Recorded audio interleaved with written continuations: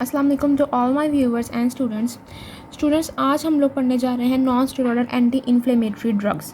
ठीक है, last time जो हम लोगों ने कवर किया टॉपिक, जो इस सीरीज़ के टॉपिक्स थे, वो इन्फ्लेमेशन था और दूसरा प्रोस्टाग्लैंडिन्स था। उसमें हम लोगों ने प्रोस्टाग्लैंडिन एनालॉग्स भी पढ़ लिए थे। ठीक है, अब हम लोग पढ़ने जा रहे हैं non steroidal anti inflammatory drugs. इसको इन्फ्लेमेशन क्या होती है, इसको हम लोगों ने सारा उस टॉपिक में हम लोगों ने क्लियर कर लिया था, इन्फ्लेमेशन के सीक्वेंस वगैरह सब कुछ।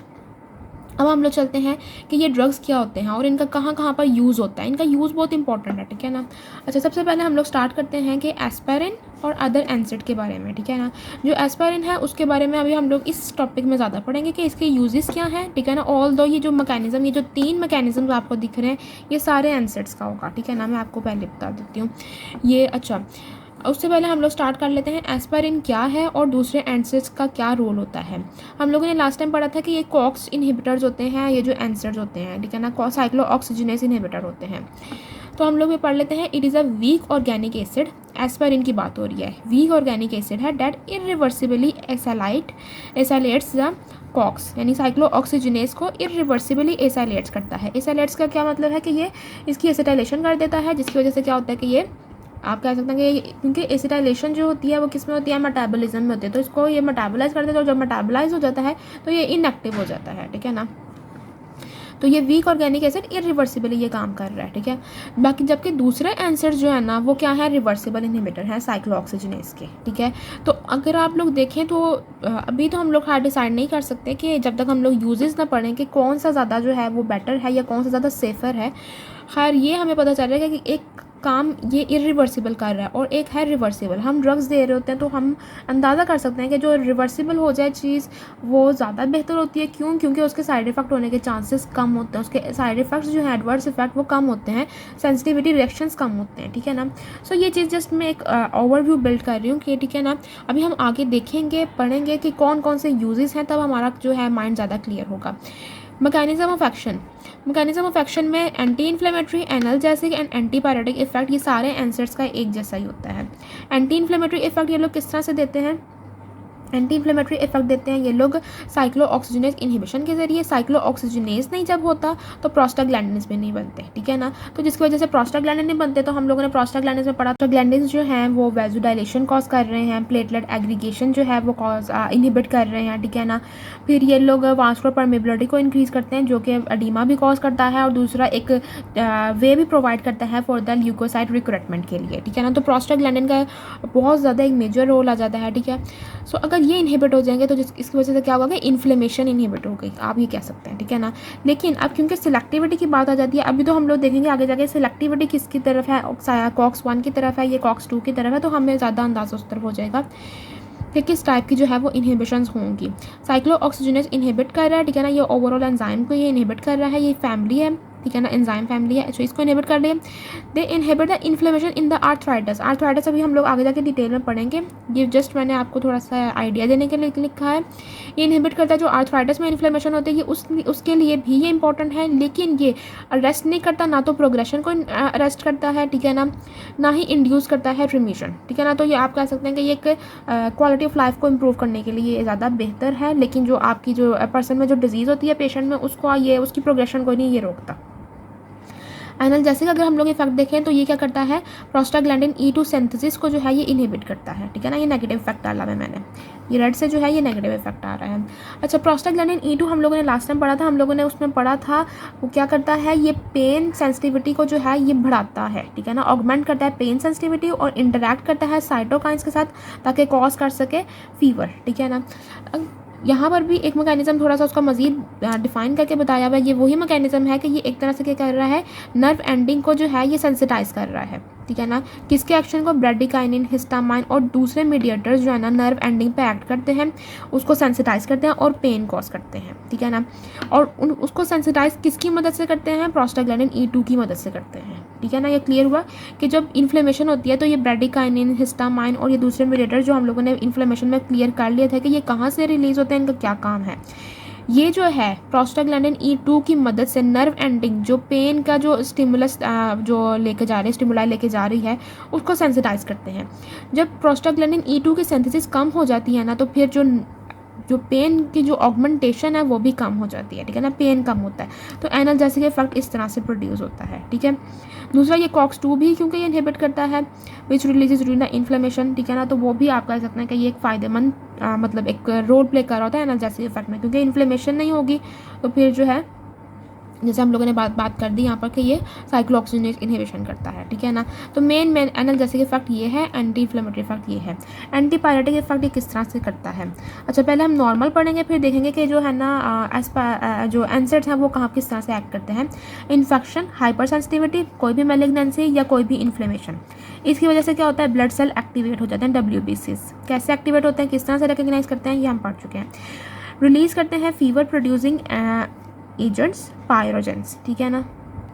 जब WBCs एक्टिवेट होते हैं तो ये पायरोजेंस जैसे साइटोकाइंस वगैरह को ये एक्टिवेट करते हैं, ठीक है ना। जब वो एक्टिवेट होते हैं तो वो स्टिमुलेट करते हैं प्रोस्टाग्लैंडिन E2 की सिंथेसिस को, ठीक है ना। प्रोस्टाग्लैंडिन E2 की सिंथेसिस को मैंने आपको बताया कि ये यहाँ पर भी जो है इसकी मदद से सेंसिटिविटी हो रही थी, ठीक है ना।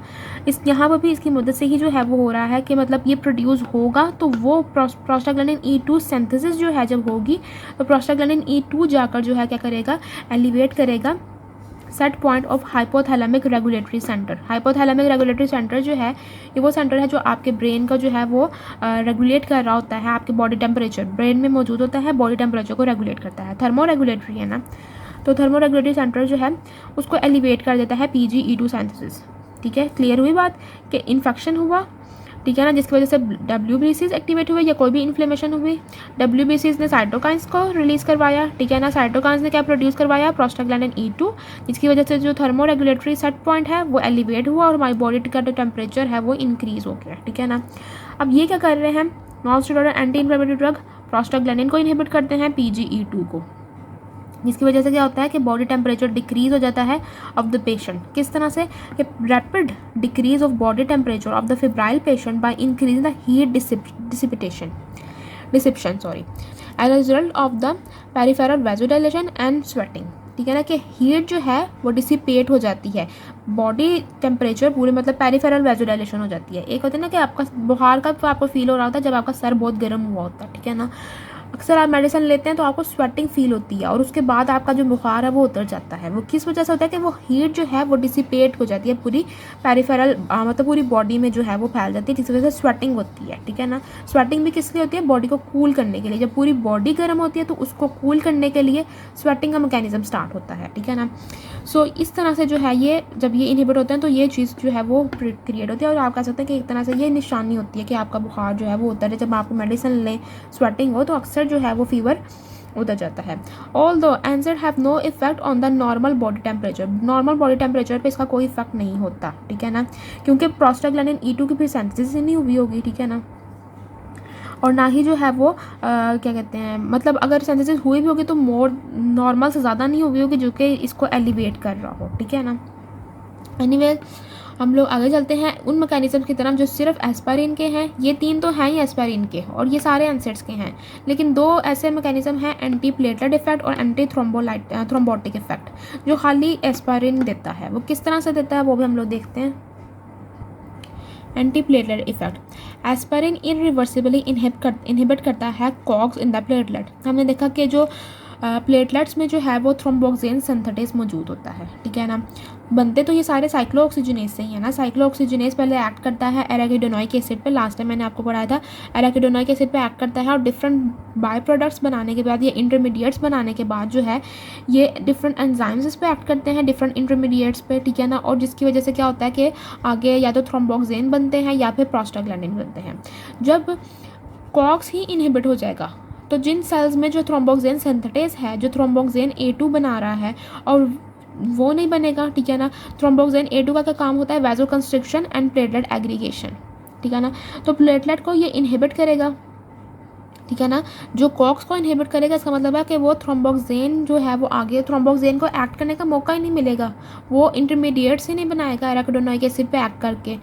इसका एक्शन एराकिडोनोइक एसिड पर होता है, ठीक है ना। आगे से वो इंटरमीडिएट प्रोड्यूस करता है, उसके बाद उन इंटरमीडिएट्स पर डिफरेंट एंजाइम्स एक्ट करते हैं और इन एंजाइम्स बनते हैं, प्रोस्टाग्लैंडिन्स बनते हैं और प्रोस्टासाइलिन्स बनते हैं, ठीक है ना। और जो है थ्रोम्बोक्सिन बनते हैं, ठीक है ना। अच्छा, which prevent the formation of aggregating agent thromboxane A2। वही बात हुई ना कि इनहिबिट कर दिया इसने प्लेटलेट्स, जो प्लेटलेट्स में मौजूद थे थ्रोम्बोक्सिन सिंथेसिस वो इनहिबिट हुआ, थ्रोम्बोक्सिन A2 इनहिबिट हो गया, जिसकी वजह से प्लेटलेट अब एग्रीगेट नहीं करेंगे।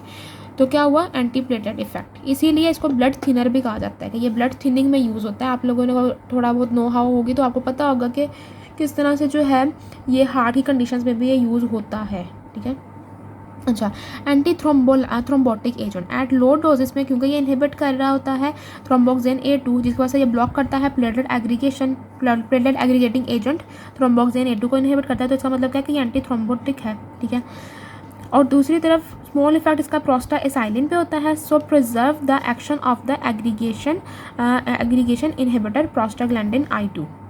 देखिए कॉक्स हम लोगों ने देखा कि ये दोनों पे एक्ट कर रहा होता है, ठीक है ना। कॉक्स जो है वो, मैं एक मिनट आपको क्लियर कर दूँ, कॉक्स साइक्लोऑक्सीजनेज से आगे इंटरमीडिएट्स बन रहे हैं, इंटरमीडिएट से आगे प्रोस्टाएसाइलिन, थ्रोम्बोक्सिन एंड प्रोस्टाग्लैंडिन्स बन रहे हैं, ठीक है ना। ये बात हो रही है, ये भी प्रोस्टाग्लैंडिन्स ही होते हैं। प्रोस्टाएसाइलिन जो है वो वैसोडाइलेशन एंड इनहिबिट करता है प्लेटलेट एग्रीगेशन को, ठीक है।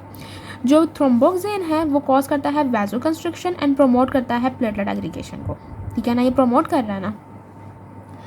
अब क्या है कि जो ड्रग इस पे एक्ट करेगा, ठीक है ना, जो ड्रग इस पे एक्ट करेगा इसका मतलब क्या है, इसको इनहिबिट करेगा, ठीक है। इसकी वजह से क्या होगा कि प्लेटलेट एग्रीगेशन जो है वो नहीं होगी, ठीक है।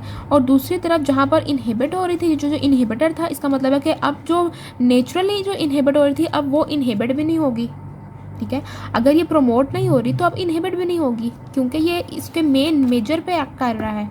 समझ आ रही है, ये क्लियर हो रही है बात। कोई कन्फ्यूजन हो तो फिर आप लोग मुझसे कंसर्न कर सकते हैं।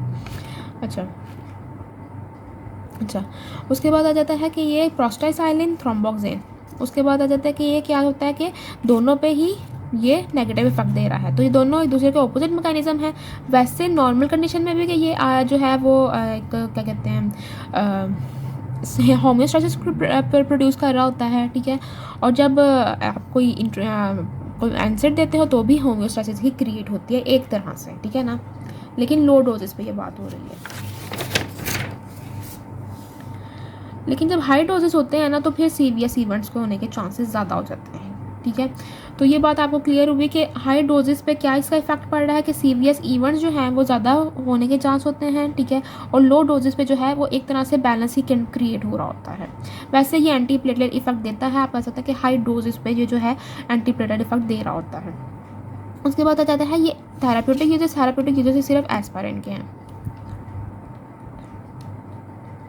Number 1 is the analgesic and anti inflammatory. ये रिलीव करता है माइल्ड टू मॉडरेट पेन, ठीक है ना।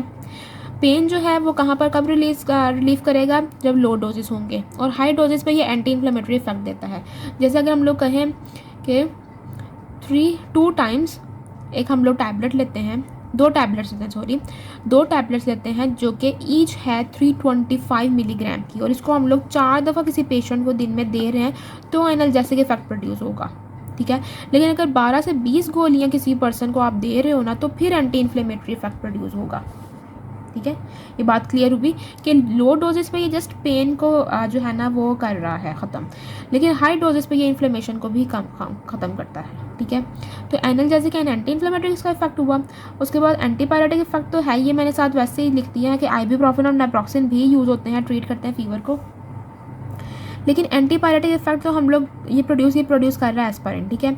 लेकिन हम लोग उन पेशेंट में नहीं दे सकते जिनकी उम्र जो है 20 साल से कम है और उनको कोई वायरल इन्फेक्शन है, जैसे चिकन पॉक्स है या इन्फ्लुएंजा है, उनको हम नहीं दे सकते क्योंकि ख़तरा होता है राइस सिंड्रोम का। राइस सिंड्रोम क्या है, डेट कॉज करता है fulminating hepatitis with the cerebral oedema which often leads to death, ठीक है। तो इसका चांसेस होता है क्योंकि इसकी सेंसिटिविटी क्रिएट हो जाती है बाजुकात, और ये ख़तरनाक साबित होता है इन लोगों के लिए जिनको इन्फेक्शन, वायरल इन्फेक्शन हो। अच्छा, ये पॉइंट आपने याद रखना, ये एक तो इसलिए MCQs लिहाज से भी इंपॉर्टेंट है।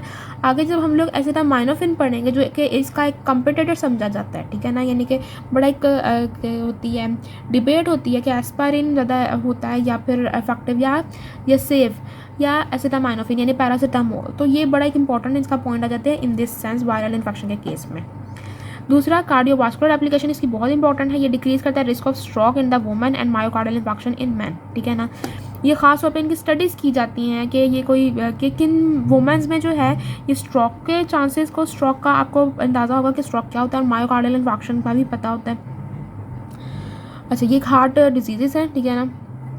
Men and women who has previous myocardial infarction, angina, coronary artery bypass हुआ है सर्जरी, ये मेजर कैंडिडेट्स होते हैं एस्पायरेंट के। यानी कि ऐसे पेशेंट जिनको एंजाइना या तो रहा है, ठीक है ना, या तो मायोकार्डियल इन्फार्क्शन के वो पेशेंट है, या जिन्होंने कोरोनरी आर्टरी बाईपास सर्जरी करवाई हुई है।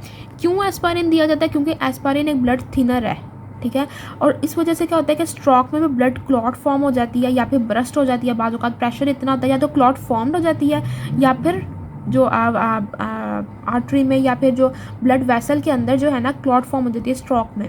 बाज़ औक़ात क्या होता है कि ये क्लॉट फॉर्म हो जाती है, और बाज़ औक़ात क्या होता है प्रेशर इतना बढ़ जाता है कि जो वेसल है वो फट जाती है, रप्चर हो जाता है वेसल का, जिसकी वजह से इंटरनल ब्लीडिंग हो जाती है।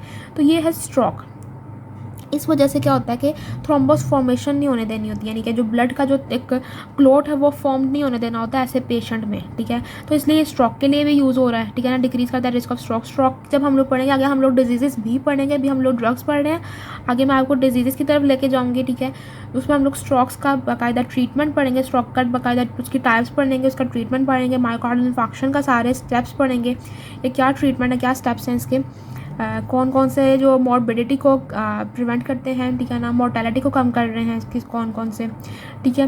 तो एंजाइना, कोरोनरी आर्टरी बाईपास, ये जो सर्जरी जिन्होंने करवाई तो उनको एस्पायरिन दिया जाता है, ठीक है ना। अच्छा, यहाँ से आपको थोड़ा सा अंदाज़ा हुआ कि ये इसकी जो है ना ये इसमें अवेलेबल है 325 मिलीग्राम इसकी पोटेंसी है। आगे हम लोग मज़ीद पढ़ेंगे कि किस तरह से जो है वो ड्रग दिया जाता है। अच्छा, अभी ये एस्पायरिन के जस्ट ये यूजेस नहीं है, इसके अलावा इसके टॉपिकल यूजेस भी हैं। ये तो आप कह सकते हैं ना ऑरली आप इनको देते हैं, ठीक है ना, एनाल्जेसिक के लिए, एनाल्जेसिक इफेक्ट के लिए, एंटीपायरेटिक इफेक्ट के लिए एंड सीवीएस एप्लीकेशन के लिए। उसके बाद हम लोग देखते हैं इसका टॉपिकल एप्लीकेशंस क्या, ये किस किस फॉर्म में यूज़ हो रहा है। एक्सटर्नल एप्लीकेशन ये दो तरह से यूज़ हो रहा होता है, salicylic acid and methyl salicylate, ठीक है ना। ये जो है, अच्छा, ये यूज़ होता है सैलिसिलिक एसिड जो है वो यूज़ होता है topically to treat acne and corns. Corns क्या होते हैं कि हार्ड स्किन बिल्टअप हो जाते हैं near a bony area of toe and between the toes, ठीक है ना, caused by the pressure from the shoe और फ्रिक्शन, यानी फ्रिक्शन और या फिर प्रेशर की वजह से। जूते में बाजू का होता है ना फ्रिक्शन, जूता बड़ा सख्त होता है, आगे से दबा आ रही होती है, तो उसकी वजह से क्या होता है कि हार्ड स्किन बिल्टअप हो जाती है। जो पाँव के जो उंगलियां होती हैं जिनको टूज कहा जाता है, उनके जो उनमें या उनके दरमियान जो हार्ड सी स्किन ना बिल्टअप हो जाती है, इकट्ठी हो जाती है स्किन, उसकी वजह से क्या होता है कॉर्न्स होता है। या कैलसिस क्या होता है built up of hard skin usually under side of foot, पाँव के नीचे तलवे पे जो है वो क्या होता है कि हार्ड स्किन जो है वो बिल्टअप हो जाती है, जिसको कैलसिस कहते हैं। इसके अलावा वार्ड्स के ट्रीटमेंट के लिए भी यूज़ होता है। वार्ड्स क्या होता है, is a small growth with the rough texture date can appear anywhere on the body and looks like small cauliflower और द हार्ड ब्लिस्टर, ठीक है ना, हार्ड ब्लिस्टर या कॉलीफ्लावर की तरह दिखता है ये, ठीक है, और ये जो है बॉडी के किसी भी हिस्से में अपेयर हो सकता है। सो इन सब के ट्रीटमेंट के लिए जो है सैलिसिलिक एसिड टॉपिकली यूज़ किया जाता है। एक्नी के लिए भी, कॉर्न के लिए, कैलसिस एंड वार्ड्स के लिए। जो मिथाइल सैलिसिलेट है जिसको ऑयल ऑफ विंटर ग्रीन कहा जाता है, ये क्यूटेनेशियस काउंटर इरिटेंट है in the liniments such as arthritis creams होती हैं। एंड इसके अलावा जो स्पोर्ट्स रब होते हैं, जो स्पोर्ट्स के जो एथलीट्स होते हैं उनके लिए भी ये यूज़ होती है, जिनको अक्सर जो है ना वो कोई ज़ख़म हो जाता है तो फिर उस वजह से उनको दिया जाता है ये, ठीक है ना। अच्छा, dose for analgesia and antipyresis, aspirin के डोज की बात हो रही है। I hope it is clear to you कि ये एस्पायरिन के डोज की बात हो रही है। एनाल्जेसिक और एंटीपायरेटिक डोज क्या है, 325 से 650 मिलीग्राम, इनमें से कोई भी आप दे सकते हैं, ठीक है ना, 325 भी दे सकते हैं और 650 भी दे सकते हैं, डिपेंडिंग अपॉन द एज पर डिपेंड करता है, पेशेंट की कंडीशन पर डिपेंड करता है, उसकी हाइपर सेंसिटिविटी पर डिपेंड करता है, ठीक है ना। ये चीज़ें प्रिस्क्रिप्शन जब आप प्रिस्क्राइब कर रहे होते हैं तो ये चीज़ें मैटर करती हैं, ठीक है ना, कि पेशेंट की एज क्या है, उसकी कंडीशन क्या है, ठीक है ना। 325 से 650 मिलीग्राम एवरी 4 आवर या फिर 650 मिलीग्राम से 1000 मिलीग्राम एवरी 6 आवर्स, ठीक है ना। मैक्सिमम क्या है 4 ग्राम पर डे दे सकते हैं, ठीक है, मैक्सिमम 4 ग्राम पर डे, लेकिन वो भी 10 दिन से ज़्यादा नहीं फॉर पेन के लिए एंड 3 दिन से ज़्यादा नहीं फीवर के लिए। यानी कि एक पेशेंट को आप 10 दिन से ज़्यादा जो है एस्पायरिन नहीं दे सकते अगर उसका डेली डोज जो है 4 ग्राम पर डे हो पेन के लिए। लेकिन अगर आप उसको बुखार के लिए दे रहे हैं तो आप लोग 4 ग्राम पर डे नहीं, इससे ज़्यादा नहीं दे सकते। अगर आप उसको बुखार के लिए दे रहे हैं 3 दिन से ज़्यादा नहीं दे सकते, ठीक है, क्लियर हुई ये बात कि एक पेशेंट है, उसको कोई पेन है, आप उसको लगातार 10 दिन जो है वो 4 ग्राम दे रहे हैं, ठीक है ना, लेकिन 10 दिन तक तो दे सकते हैं, 10 दिन से ज़्यादा नहीं दे सकते, ठीक है ना। और ये नहीं कि इसी तरह डिवाइड हो गए एवरी 4 और एवरी 6 और एवरी 6 और का मतलब है कि दिन में 3 दफ़ा, ठीक है, और सॉरी 4 दफ़ा। अच्छा, उसके बाद आ जाता है कि अगर फीवर है किसी पेशेंट को तो आप लोग उसको 3 दिन से ज़्यादा एस्पायरिन नहीं दे सकते, जिसका मैक्सिमम डोज जो है वो 4 ग्राम होगा, ठीक है। अच्छा, यहाँ पर मैंने आपको बता दिया, ये आपको MCQs पॉइंट ऑफ व्यू के लिए तो अच्छा है, लेकिन जब आप लोग प्रैक्टिस में आएँ तो फिर आप लोगों ने जो है गाइड्स को कंसल्ट करना है। कौन कौन सी गाइड्स होती हैं? BNF होती है, ठीक है ना, ब्रिटिश नेशनल फार्मूलरी, वो बहुत इंपॉर्टेंट है। इसके अलावा जो है नेल्सन कुछ लोग यूज़ करते हैं, मेडिकल स्टूडेंट्स, वो पढ़ा करें। जो BNF है ये पढ़ा करें। ये मैंने आगे जो एनसेट्स के जो बाकी के जो एनसेट्स हैं उनके जो यूजेस हैं वो मैंने BNF से लिए हैं, ताकि आपको एक ऑथेंटिक इन्फॉर्मेशन जाए। लेकिन जब भी कभी आप लोगों ने प्रिस्क्राइब करना है या प्रिस्क्राइबिंग के लिए आप लोग प्रैक्टिस में अपने कोई नोट्स बना रहे हैं तो आप लोगों ने फिर जो रेफरेंस बुक्स होती हैं उधर से कंसल्ट करना है, क्योंकि उसमें सारी कंडीशंस लिखी होती हैं। ये जस्ट मैं आपको बता रही हूँ ताकि ये MCQs पॉइंट ऑफ व्यू या वाइवा पॉइंट ऑफ व्यू के लिए हो। ये भी जो है ये रेफरेंस बुक से ही लिया गया है, ठीक है। उसके बाद आ जाती है काइनेटिक्स। काइनेटिक्स की एस्पायरिन की काइनेटिक्स है।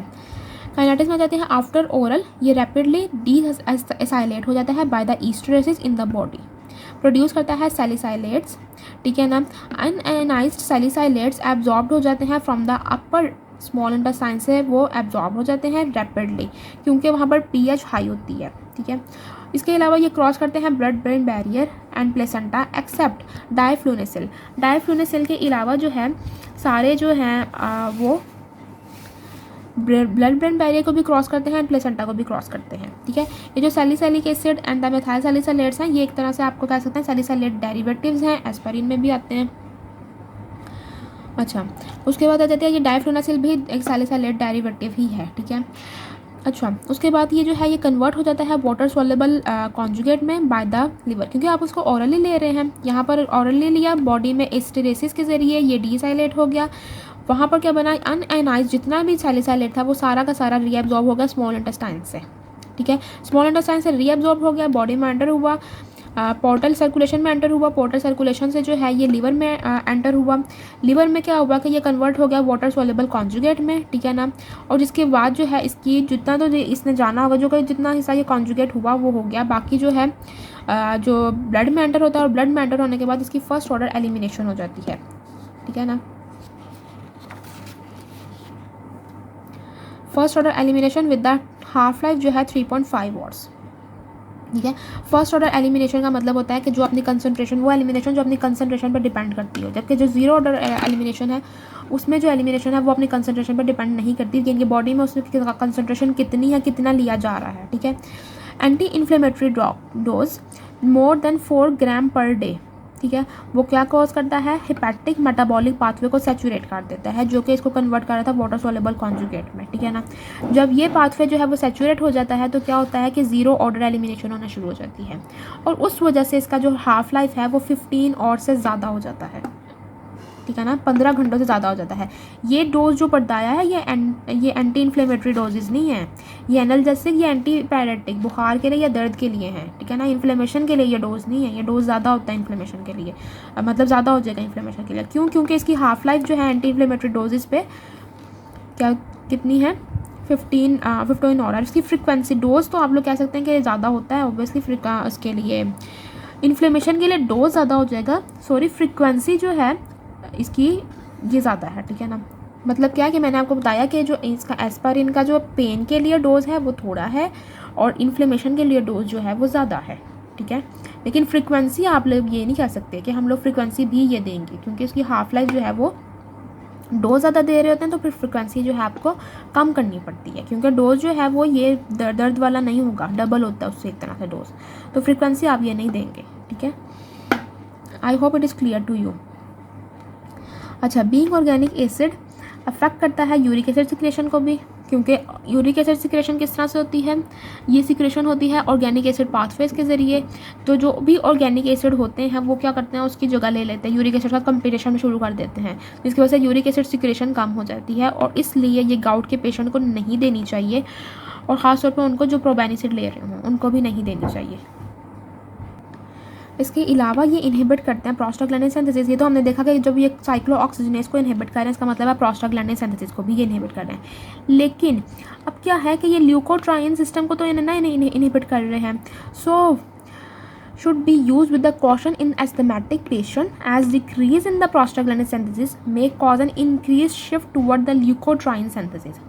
अब क्या होता है कि जब फोस्फोलाइपेज एक्ट करते हैं ना फोस्फोलिपिड्स के ऊपर तो वो एराकिडोनोइक एसिड रिलीज़ करते हैं, ठीक है। मेम्ब्रेन फोस्फोलिपिड का पार्ट होता है एराकिडोनोइक एसिड, ठीक है। फोस्फोलाइपेज के एक्ट करने से वो रिलीज़ होता है। उस रिलीज़ होने के बाद उस पर 2 एंजाइम्स एक्ट करते हैं, साइक्लोऑक्सीजनेस एंड 5-लाइपोऑक्सीजनेस, ठीक है ना। जब साइक्लोऑक्सीजनेस जो और दोनों अपने अपने प्रोडक्ट बनाते हैं। साइक्लोऑक्सीजनेस जो है प्रोस्टाग्लैंडिन प्रोस्टासाइनिन थ्रोम्बोक्सेन बनाता है, यानी कि प्रोस्टानॉइड्स बनाता है। जो 5-लाइपोऑक्सीजनेस है वो बनाता है ल्यूकोट्राइन्स। ये हमने लास्ट टाइम पढ़ा था, मैं आपको एक दफ़ा रिकॉल करवा रही हूँ जिन्होंने वो वीडियो नहीं देखी उसके लिए। Leukotrienes and lipoxins. अब जब एराकिडोनोइक एसिड पे दोनों क्योंकि एंजाइम एक्ट कर रहे हैं, जब साइक्लोऑक्सीजनेस होगा ही नहीं तो जितना भी एराकिडोनोइक एसिड होगा वो उस पर सारा का सारा जो है वो 5-लाइपोऑक्सीजनेस एक्ट करेगा, जिसकी वजह से ज़्यादा ल्यूकोट्राइन सिंथेसिस होना शुरू हो जाएगी, ठीक है। ल्यूकोट्राइन सिंथेसिस जब होगी ना तो फिर वो ऑब्वियसली कीमोटॉक्सिस कॉज करवाएगा। LTA4, LTB4, LTC4 और हम लोगों ने पढ़ा था LTD4 ये ब्रोंकोस्पैस्म कॉज करवाते हैं, ठीक है। ये बात क्लियर हो रही है ना। इसलिए ये आप लोगों ने एस्थमेटिक पेशेंट को नहीं देना, या फिर देना है तो फिर बड़े एहतियात के साथ देना है।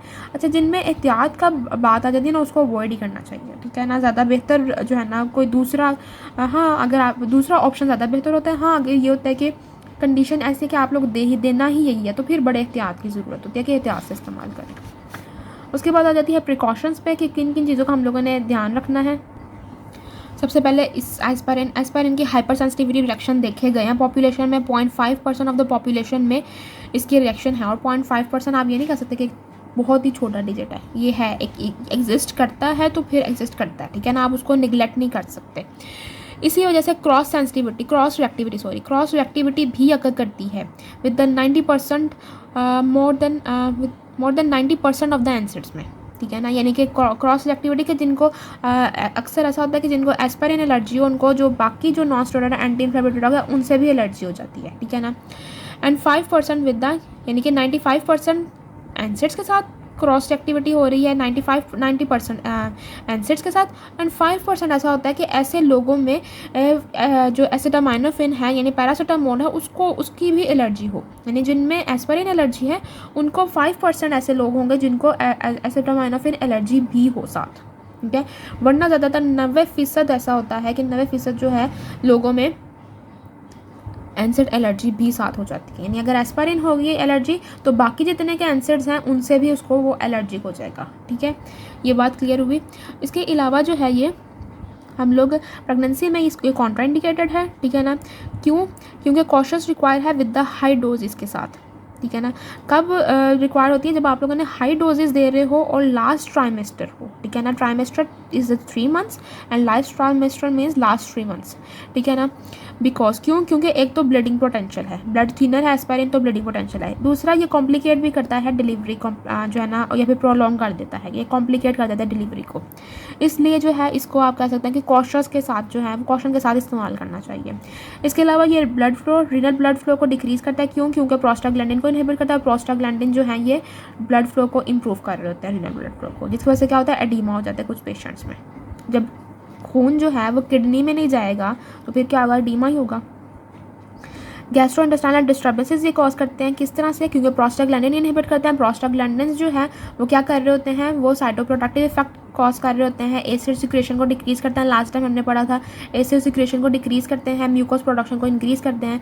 तो इस वजह से क्या होता है कि अल्सर होने के चांसेस होते हैं, जिसकी वजह से एंटायरिक कोटेड डोजेजेस आती हैं इसकी, या फिर इसको प्रिवेंट करने के लिए यहाँ पर इसकी प्रिवेंशन लिखी हुई है, ठीक है। एंटायरिक कोटेड डोजेज या तो लिए जाते हैं जिसके ऊपर एंटायरिक कोटिंग हो, या फिर जो है सैलिसिलिक एसिड को जो है यानी कि सैलिसिलेट्स जो भी ड्रग होते हैं डाइफ्लूनेसिल हो या फिर सैलिसिलिक एसिड हो, या फिर और भी एक ड्रग है वो अभी मैं मज़ीद बताऊंगी तो आपको पता चलेगा कौन सा और है।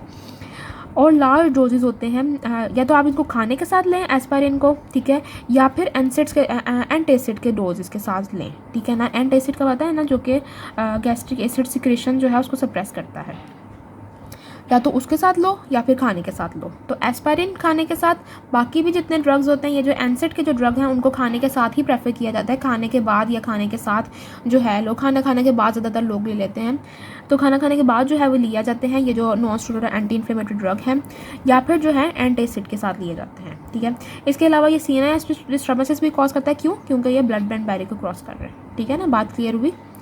Tinnitus, dizziness and headache cause करता है। फिर आ जाता है सैलिसाइलिज्म। सैलिसाइलिज्म क्या होता है?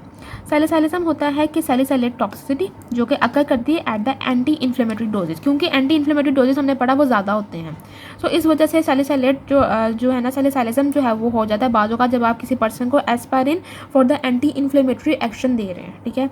उसमें क्या होता है कि एक तो सीएनएस डिस्टर्बेंसेस होती हैं, साथ में respiratory alkalosis, nausea, hyperthermia, confusion and convulsion भी हो सकते हैं, ठीक है। अच्छा, इंटरेक्शन की तरफ अगर हम लोग देखें तो इंटरेक्शन किस किस के साथ हो रहा है? इंटरेक्शन एंटीकोएगुलेंट्स के साथ हो रहा है, जो पहले ही एंटीकोएगुलेंट है एंड थ्रोम्बोलाइटिक है। जब इसके साथ लिया जाएगा तो ये इफेक्ट बढ़ जाएगा, ठीक है ना, ब्लड ज़्यादा ही थिन होना शुरू हो जाएगा। इसके अलावा फेनेटोइन, वेलपोरोइक एसिड के साथ भी इसका इफेक्ट बढ़ सकता है, ठीक है। इसके अलावा ये इंक्रीज़ करता है इफेक्ट ऑफ हाइपोग्लाइसेमी, यानी एंटी डायबिटिक इफेक्ट जो है वो ज़्यादा बढ़ जाता है, एंटी डायबिटिक मेडिकेशन का इफेक्ट जो है वो ज़्यादा बढ़ जाता है। इसके अलावा जीरोवियोडाइन मेडिकेशन है, जीरोवियोडाइन का भी इंट्रोडक्शन आप लोगों ने याद रखना है, क्योंकि आगे हमने इसको दोबारा पढ़ना है। इसके अलावा कैफीन के साथ इसका ये जो है ना इफेक्ट बढ़ जाता है, एनाल्जेसिक और एंटीपायरेटिक इफेक्ट। कैफीन चाय में होती है, अक्सर लोग चाय जो है वो पी लेते हैं खाने के बाद, तो उससे क्या होता है कि इसका इफेक्ट ज़रा मज़ीद बढ़ जाता है, अच्छा इफेक्ट प्रोड्यूस हो जाता है, ठीक है ना। अच्छा, ये एक तो ये कॉन्ट्राइंडिकेटेड आ जाता है, ठीक है ना। एक और ड्रग जो हमने लास्ट टाइम पढ़ा था कि किसी को याद हो तो वो मीज़ोप्रोस्टॉल था, खास तौर पे वो कॉन्ट्राइंडिकेटेड होता है क्योंकि वो यूट्राइन कॉन्ट्रैक्शन कॉज करवा देता है। इसका ऑफ लेबल यूज़ है इन द लेबर इंडक्शन, ये बात भी क्लियर हुई, ठीक है ना। मीज़ोप्रोस्टॉल एक प्रोस्टाग्लैंडिन जो है एनालॉग है, और ये क्या है? प्रोस्टाग्लैंडिन वो एंटागोनिस्ट है, ठीक है ना। एस्पायरिन वगैरह किस तरह से? क्योंकि ये कॉक्स को एंटागोनाइज कर रहे हैं, इसीलिए ये प्रोस्टाग्लैंडिन को एंटागोनाइज करते हैं, ठीक है ना, उनकी सिंथेसिस नहीं होने देते, ठीक है। ये बात क्लियर हुई। अच्छा, यहाँ पर हमारे पास जो है वो एस्पायरिन का हमारे पास ख़त्म होता है। अब मैं दूसरे एनसेड्स की तरफ लेके जाती हूँ आपको,